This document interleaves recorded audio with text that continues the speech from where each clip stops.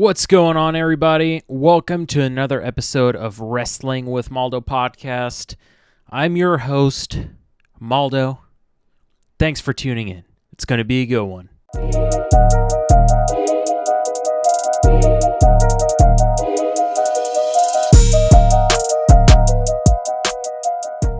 And without further ado, let's get right to it. Boy, let me tell you, what is going on with the Bloodline and The Rock? Definitely a whole lot of unexpected things happened, especially with the heel turn of The Rock.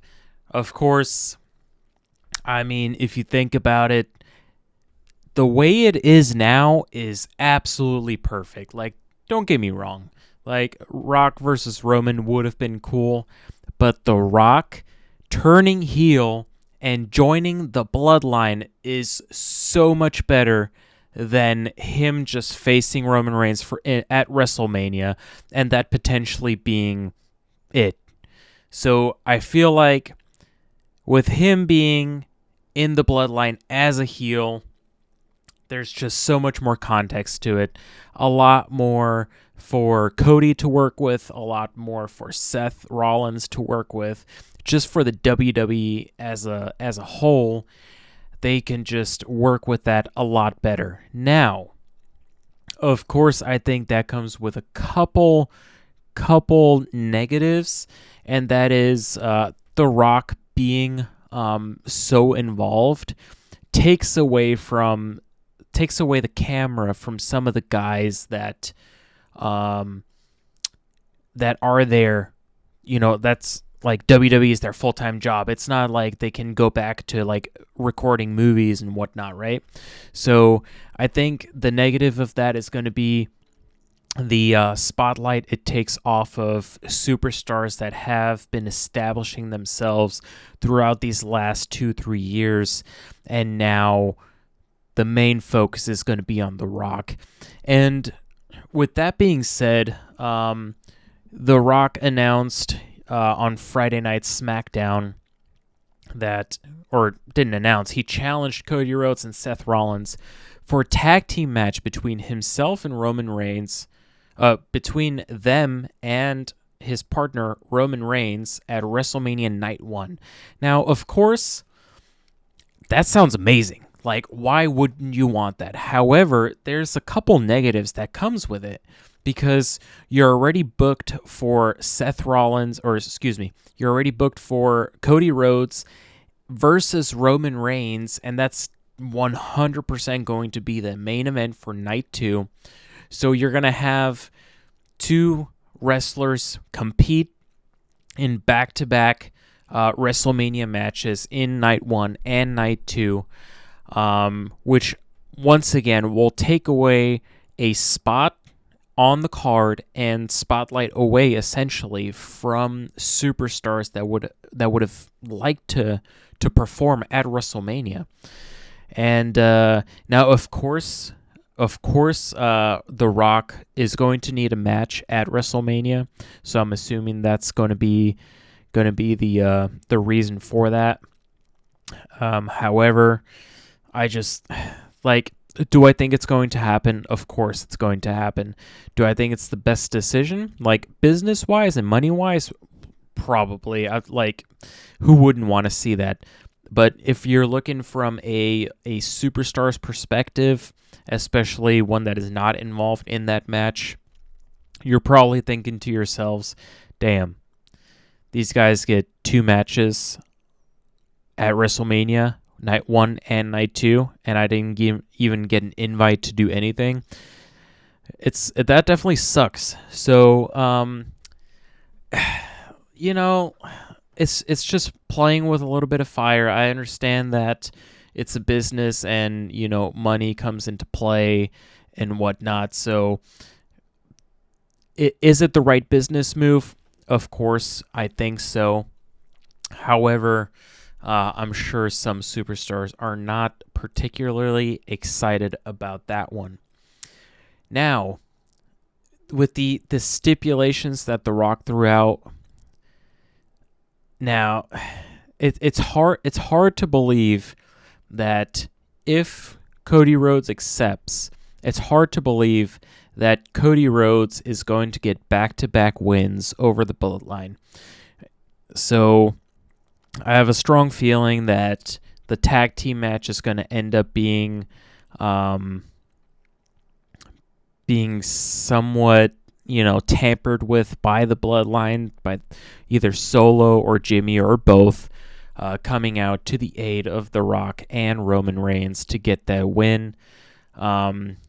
So, I mean, there's a lot that can happen. Of course, nothing has been confirmed yet. It hasn't been accepted yet. However, I am pretty positive that Cody Rhodes is going to accept the challenge. And it's going to be good for Seth Rollins too. Like he'll be able to have back-to-back matches at WrestleMania as well by teaming up with Cody Rhodes, and then also squaring up against Drew McIntyre for the World Heavyweight Championship. Like, if I'm being completely honest, that is going to be my personal main event because I am a huge Drew McIntyre fan, and I'm going to tell you why.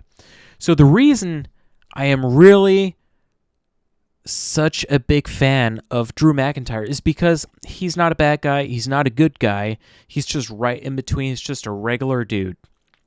And there are very few people that have been able to pull that off in wrestling, in the history of wrestling, right?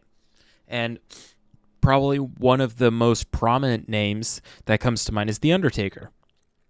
The Undertaker's gimmick as Dead Man Undertaker was always neutral.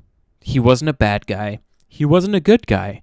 He didn't high-five fans. He didn't sign autographs. He didn't interact with the fans while he was fighting in his matches, right? But he was also not a bad guy, and people cheered him on. This is what I think Drew McIntyre does so good. He's doing like the bad guy stuff, but he's interacting with the fans, giving them high fives and this and that.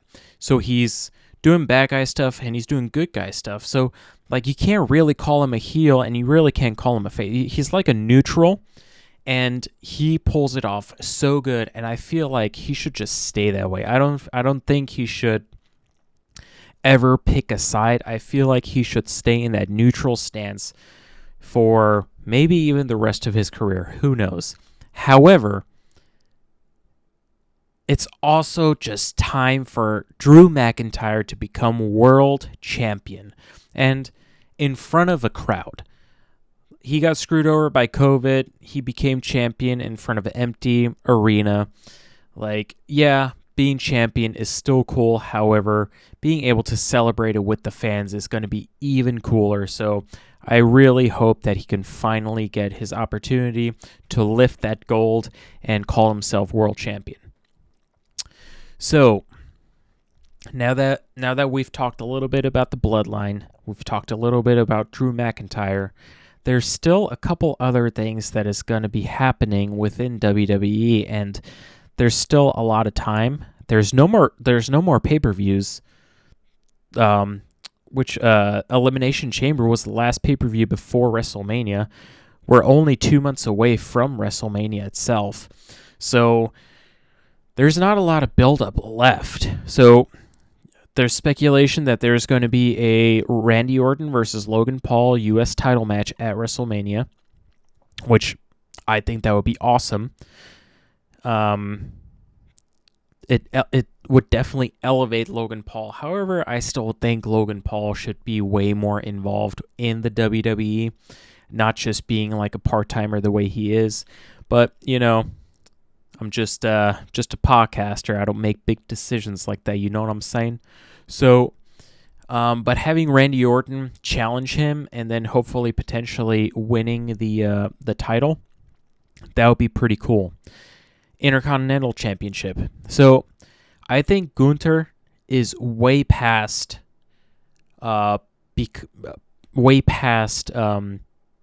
main event caliber. Like he's ready for a world championship.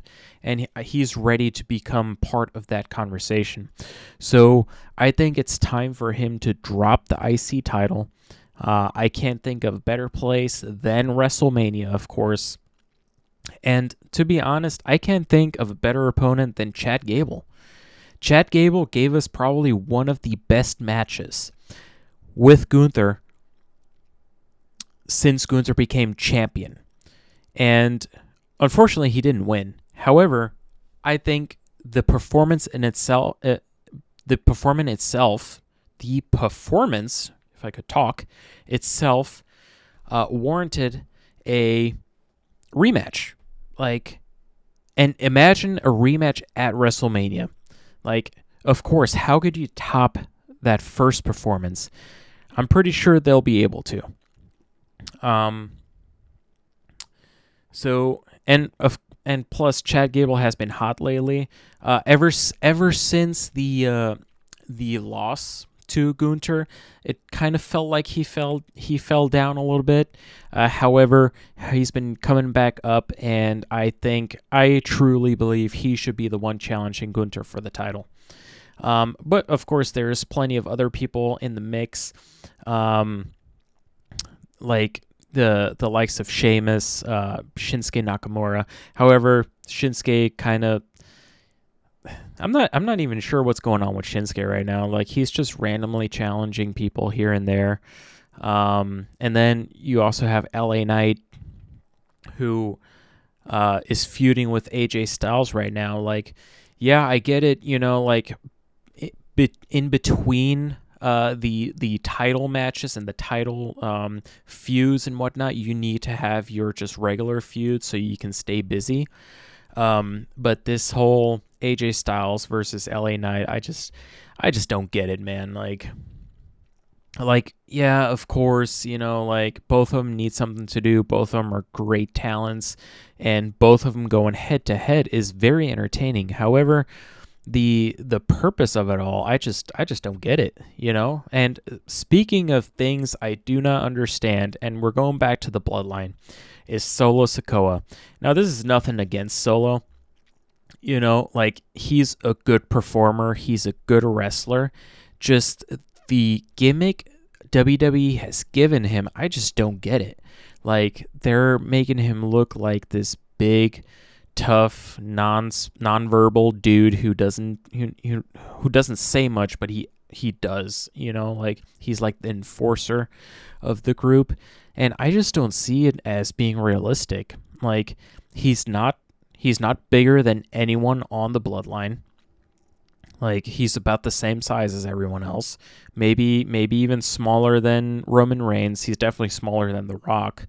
And then I just don't understand his whole gimmick. I think once Zilla Fatu and Jacob Fatu come into play, if they ever make it to WWE, which I think will happen, of course, I think those guys would definitely be more suited to be like the enforcer type that Solo Sikoa is now. But I mean, that's the role they gave Solo. He's doing the best he can with it, and like, I'm not saying he's doing a bad job. Like, he's doing a good job, like, being the enforcer, being the guy that's sitting in the corner trying to look intimidating. Like, he's doing it. I just don't see that as his maximum, his what do I want to say? His maximum potential. I think he can do a lot more, and he can do a lot better. And I feel like if you give him the mic, I feel like he can surprise a lot of people. So I would be pretty happy to see Solo Sikoa change his role just a little bit to become a little bit more verbal, and just show that he's not just this guy that sits in the corner trying to intimidate everyone. Excuse me. So, and I mean, I understand a lot has happened in the last 2 to 3 weeks. I mean, wrestling is ever evolving. Like, it never slows down. If anything, it just speeds up, right? So with this whole bloodline thing just exploding, like, what happened, I don't think anyone really expected. So getting the story that we're getting is pretty awesome, and I think it's the best story we could have gotten. Like I said at the beginning of the video, The Rock turning heel was definitely the way to go for WWE. So it just leaves a lot of questions on what happens after WrestleMania. Is The Rock going to stick around to maybe potentially actually challenge Roman Reigns later on? I'm not sure how any of that is going to happen, because once again, I do believe that was the original intent for The Rock to challenge Roman Reigns at WrestleMania, and then CM Punk got hurt. So I think there's going to be something in the future. So I have a feeling, especially with The Rock taking over, being a board member of TKO, I feel like The Rock is going to be a lot more involved in WWE itself. So we really don't have to worry about any of that. Now,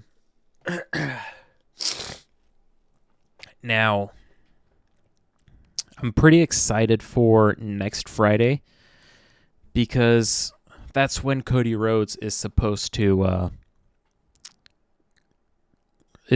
say whether he accepts the challenge or not. And I'm not excited. I'm not excited because of what he may say. Now, the reason I'm excited is because SmackDown next week is in Dallas, Texas. Now, in my opinion, that opens up the door for Stone Cold Steve Austin to return and come to the aid of Cody Rhodes and Seth Rollins. Because I have a strong feeling that once Cody Rhodes announces his decision, of course Seth Rollins is going to be with him, they're going to get a beat down by the Bloodline, and then you're going to hear the glass shatter, and you're going to hear Stone Cold's music. You're going to see him marching down to the ring and laying out a can of whoop ass. That is what I think is going to happen. Is it going to happen? Of course, we're just going to have to wait until Friday Night SmackDown. But you can't tell me it doesn't sound juicy. And you can't tell me that it wouldn't fit in perfectly. I think it would be a perfect match to have. You have the heel Hollywood, you have Hollywood Rock as a heel. It would only make sense to bring back Stone Cold Steve Austin, his greatest rivalry, both each other's greatest rivalry in WWE back late 90s, early 2000s. If you could bring that back for 2024, the pop is going to be amazing. And I think that will be totally worth it. Like, people would love that. I think superstars would love that, seeing Stone Cold return and challenge The Rock or get involved in some type of way. I think that's going to be the way to go. I think that is what's going to happen on Friday Night SmackDown. However, we still have Monday Night Raw coming up. So I'm definitely going to be very curious to see what's going to happen on Monday night. But definitely going to be looking out for Friday Night SmackDown. So let me know what you guys think. What do you guys think? Do you guys Stone Cold is going to come back and challenge The Rock and help out Cody Rhodes, defeat the Bloodline? What's going to happen? Who's going to win the titles? Who's going to maintain their championship status? Who's at the end of WrestleMania? Who's going to have their hand lifted? Is Roman Reigns going to finally lose the title, or is he going to continue his reign of dominance? I mean, there's so many questions. Let me know what you guys think. Let me know what you guys think is going to happen. your guys' predictions, hot takes, whatever it is. I appreciate everyone who tuned in. Once again, I'll have the link to all my socials at the bottom in the description area. And if you guys can give me a follow on all my socials and subscribe here to my YouTube, that would be awesome. I really appreciate all your guys' support, and I'll see you guys next time.